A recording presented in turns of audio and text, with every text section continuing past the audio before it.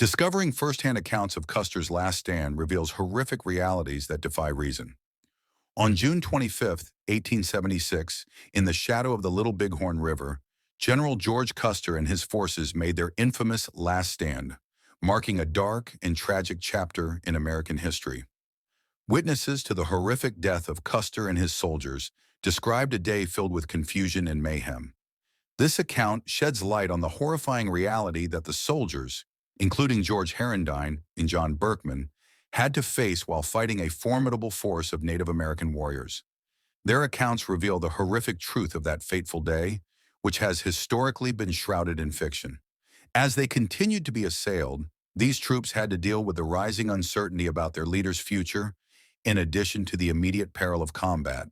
Even though they could see the Little Bighorn River, their tremendous hunger just made their predicament worse and forced them to put up with unspeakable circumstances. Throughout the conflict, a strange and unnerving atmosphere was created by the sound of gunfire and war cries blended with the distant screams of Native American tribes in mourning. The harrowing events of that day are recounted from their perspective, highlighting both valor and fear in the eerie stillness that followed the tumultuous storm. What truly transpired at Custer's last stand? What decisions led to such a devastating defeat? And how did so many soldiers perish? Through the narratives of those who survived to recount their experiences of that fateful encounter, we uncover the shocking details that challenge reason in this account. To assist us in our exploration, we kindly ask you to like and subscribe to our channel before we delve deeper into this somber tale. We departed from the Rosebud at noon on June 22nd, marking the beginning of our expedition. We marched approximately 12 miles up the Rosebud and set up camp for the night. On June 23rd, we commenced our march at dawn, traveling several miles along a trail before establishing camp in the late evening. 6 Crow scouts, whom General Custer had sent out earlier that day, returned with news of new pony tracks leading to a nearby Indian settlement. General Custer gathered his officers, although I could not overhear their discussion. Once again, the scouts were sent ahead. We reached an abandoned village site around 4 o'clock and camped there, 2 miles below the Rosebud Forks. The scouts were dispatched once more, and by 11 o'clock that night, Custer ordered the camp to be packed up and for us to march up the right fork of the Rosebud. By dawn, the scouts reported that they had located the village. Approximately 3 miles from the junction where the scouts had spotted the village, we concealed ourselves in a ravine near the source of the creek. After surveying the area with his aides, General Custer hurried back, claiming he had seen nothing during his hour-long absence. However, the scouts, along with a half-breed guide named Nook Buyer, insisted that the settlement lay ahead. The scouts informed us that Sioux war parties had located them and were monitoring our troops. In response, Custer commanded everyone to prepare for battle. We advanced cautiously, covering nearly 6 kilometers alongside a small stream. 5 miles away, at the entrance of the Little Horn Valley, we encountered a solitary Indian hut containing a deceased individual.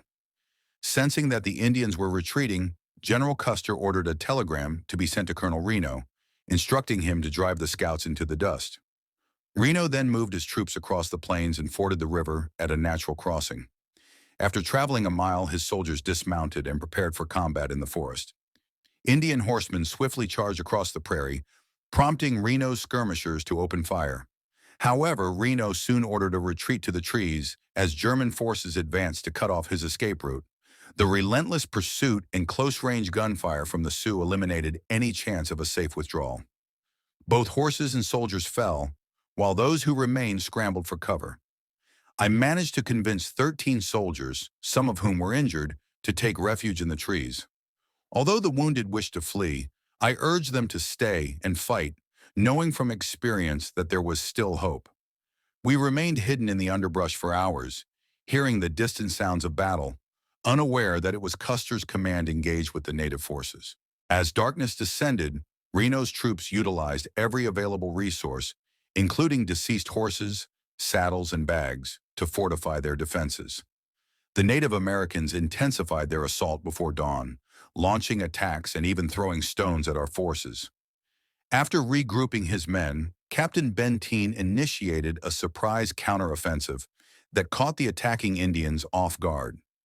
His courage in holding his position and the defensive fire he provided that day saved many lives. The soldiers had endured 36 hours without water in the sweltering heat and began to plead for it by mid-morning. Despite their desperate thirst and swollen tongues, the conflict showed no signs of abating. The men attempted to consume hardtack and crackers, but their mouths were too dry to moisten them. Some resorted to chewing grass, which clung to their lips, rendering them unable to speak or spit. A group of soldiers volunteered for a perilous mission to reach the river, fully aware that the wounded would not survive, as reports indicated they were nearing severe dehydration. A valley connected the battlefield to the water's edge, with our forces positioned on the bluffs approximately 700 yards from the river. The men had to traverse an exposed stretch of about 100 yards to reach the ravine, while evading gunfire from Native Americans positioned on the cliffs. Around 50 soldiers dashed into the valley from the open ground. Upon arrival at the bottom, they found that Native Americans stationed in the timber across the river were guarding the area. While the soldiers could approach within 30 feet of the water under cover, any attempt to reach the bank would provoke gunfire from the Indians. Nevertheless, the soldiers faced the danger head-on. Several individuals rushed to the river to fill their camp kettles and sought refuge behind boulders at the bend of the ravine, where they replenished their canteens before making their way back up the hill. During this operation, one soldier lost his life, and 6 or 7 others sustained injuries before the men and the wounded were sufficiently supplied. One individual suffered a gunshot wound that shattered his leg bone, ultimately requiring amputation. At 2 o'clock, the Indian forces began to withdraw, although skirmishes continued until late afternoon. By dusk, the battlefield was deserted by the Indians.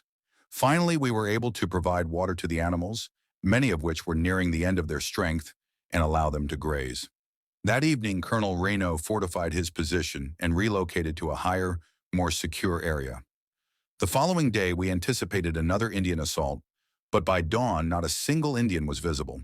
The men were confident that reinforcements were on the way, and around 10 o'clock, we received news that General Terry was just 6 miles away, advancing into the valley with a substantial force. We soon observed his troops moving forward. In response to questions, Mr. Herendeen reiterated his position. Alongside the scouts on Reno's left flank, he had joined a group of approximately 60 men, which included 35 Indians, 6 friendly Sioux, 6 Crows, and other white men. He witnessed a scout raise his arm, likely deceased, with a bloodied knife before collapsing. As the 2 cavalry soldiers he had left in the timber could not be found, Herendeen presumed they had also perished. Riding a soldier's horse in an attempt to return to the ford, Lieutenant McIntosh was killed. His horse had been shot early in the engagement. Lieutenant Hodgson, whose horse fell into the river and caused him injury, was also seen by Herendeen.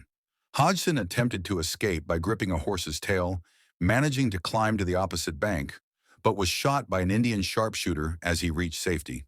The Native Americans were unable to capture any of Custer's supply packs or the mules, as they were with the others. Herendeen raised the question of whether the Indians had taken over 100 horses from Custer.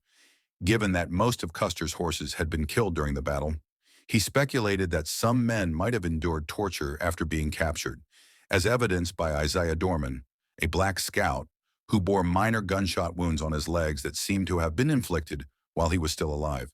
He suspected that the scout had been subjected to torture. Another man's body showed signs of having had strips of skin removed. The battlefield was filled with elderly Native Americans and women who were mourning loudly. Nevertheless, I am convinced that the haunting dream will persist until I muster the courage to face the truth.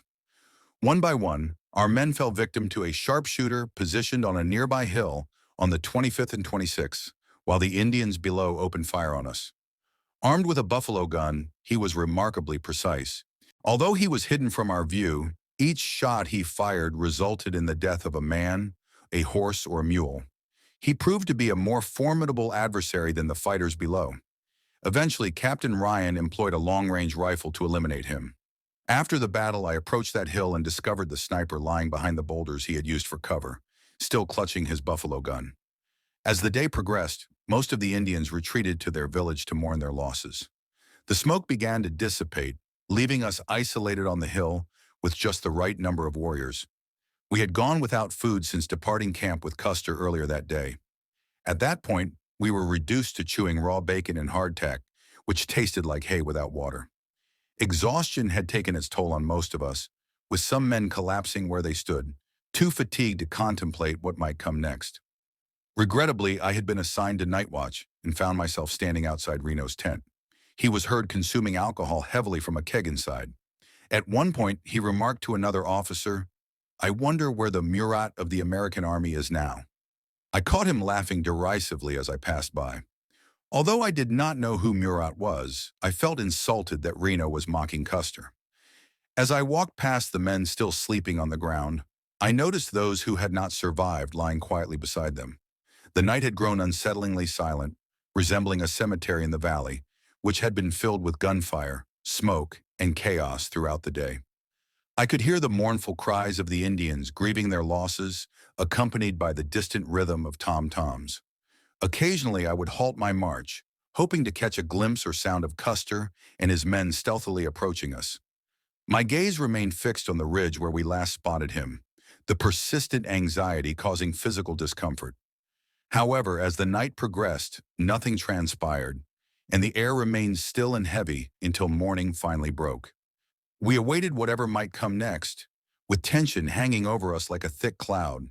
It was becoming increasingly difficult for everyone to endure without food and water. While some individuals remained silent, deeply focused, others mumbled nonsensically in their sleep. My mind drifted back to Dandy, my horse, and Custer. I recalled the moment he was shot and the profound sorrow that enveloped me. That sense of loss persisted within me, making it challenging to shake off the feeling that we were fated for disaster and that the worst was yet to come. The unsettling silence reminded us of the necessity to prepare for whatever challenges awaited us. Through this narrative, I aim to provide you with a clearer insight into the 1876 Great Sioux War and the Battle of Little Bighorn. Stay tuned for more stories of this nature. I will continue to share first-hand accounts from various battlefields. Until next time, take care.